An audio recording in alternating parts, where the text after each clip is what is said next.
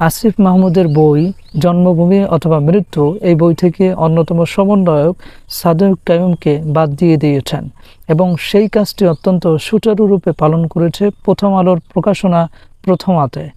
So এখন আমাদের একটা বিষয় মানে ভাবতে হচ্ছে, সেটি হচ্ছে যে আসলে বাংলাদেশের ২৪ পরবর্তী সময়ে প্রথম ইতিহাস বিকৃতকারী কে, সেটা আমাদেরকে যদি আমরা একটু চিন্তা করি তাহলে সে নামটা বেরিয়ে আসবে। তিনি হচ্ছেন আসিফ মাহমুদ। তিনি কিভাবে শিবির করার কারণে, জাস্ট শিবিরের সভাপতি থাকার কারণে তার যে ছবিটা সেটাকে উনি বাদ দিয়ে দিয়েছেন।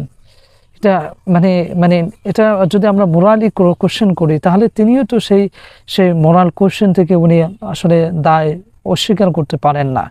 সো আসিফ মাহমুদকে নিয়ে অনেকে এখন অনেক ধরনের কথা বলতেছে যে আসলে কেন তার ছবিটা সরানো হয়েছে এবং কাদের ইশারায় এবং কাদের ইঙ্গিতে সাদিক কাইয়ুমের ছবিকে সেখানে রাখা হয় নাই। সে তো সেই ছবির ভিতরে ছিল, কিন্তু কেন তাকে আজকে সেই জায়গা থেকে রিজেক্ট করা হলো?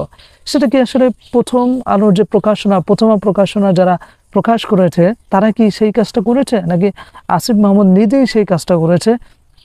সেটা অবশ্যই আসিফ মাহমুদকে ক্লিয়ার করতে হবে। আর যদি আসিফ মাহমুদ তিনি যদি তার ছবিকে যদি সেই জায়গা থেকে যদি সরিয়ে দেন তাহলে তিনি কেন সরিয়ে দিয়েছেন, কোন যুক্তিতে অন্যতম সমন্বয়ক সাদিক কাইয়ুম, যিনি এই আন্দোলনের অন্যতম মাস্টার মাইন্ড ছিল, যেটা আমার কথা নয়, যেটা আল জাজিরার অনুসন্ধানী সাংবাদিক জুলকারনাইন সাইদ তিনি স্বীকার করেছেন। সো এরকম গুরুত্বপূর্ণ একজন ব্যক্তিকে কিভাবে আপনারা ছবি থেকে সরিয়ে দিয়ে তারপর সেটা বইতে দিয়ে দেন, সেটা তো মানে মানে ইথিক্যালি আপনাদের সাথে যায় না। সো সেই কাজটা কেন করেছেন সেটার অবশ্যই আপনাদের বক্তব্য মিডিয়ার সামনে, জনগণের সামনে ক্লিয়ার করতে হবে।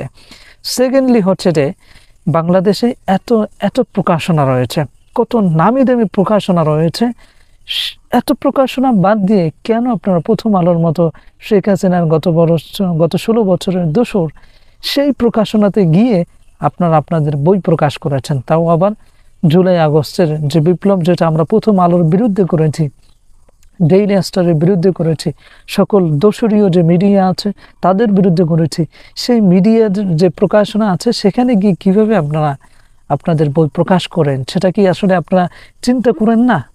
সেই বিষয়টা চিন্তা করেন না? আপনাদের যতটুকু ইমেজ আছে আপনাদেরকে তো আমরা মানে মাথায় তুলে রাখি যে আপনাদের কারণে আমরা আজকে বাংলাদেশের দ্বিতীয় স্বাধীনতা অর্জন করেছি। সো এখন আপনারা সেই স্বাধীনতার বিরুদ্ধে যারা কাজ করেছে, প্রথম আলো, ডেইলি স্টার, ৭১ টিভি, সেই টিভি চ্যানেলে গিয়ে আপনারা পার্সোনালি মিট করেন, তাদের সাথে আপনারা সাক্ষাৎকার দেন, আবার তাদের প্রকাশনায় গিয়ে আপনারা আপনাদের বই প্রকাশ করেন এবং যিনি এই আন্দোলনের মাস্টার মাইন্ড ছিলেন, অন্যতম একজন মাস্টার মাইন্ড সাদিক কাইয়ুম, তার ছবিকে বাদ রেখে তারপরে সেই ছবি আপনারা আপনাদের বইতে ছাপেন। সেটা কি আসলে লজ্জাজনক বিষয় নয় সমন্বয়কদের জন্য?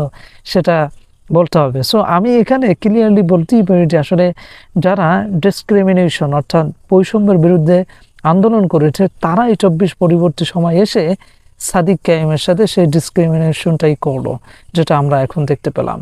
সো আসিফ মাহমুদকে অবশ্যই তার বক্তব্য ক্লিয়ার করতে হবে, যেটা আসলে প্রথম আলো করেছে নাকি তিনি করেছে। So be careful Asif Mahmud. Okay, that's it. Thanks for watching this video and see you in the next video. Allah Hafiz.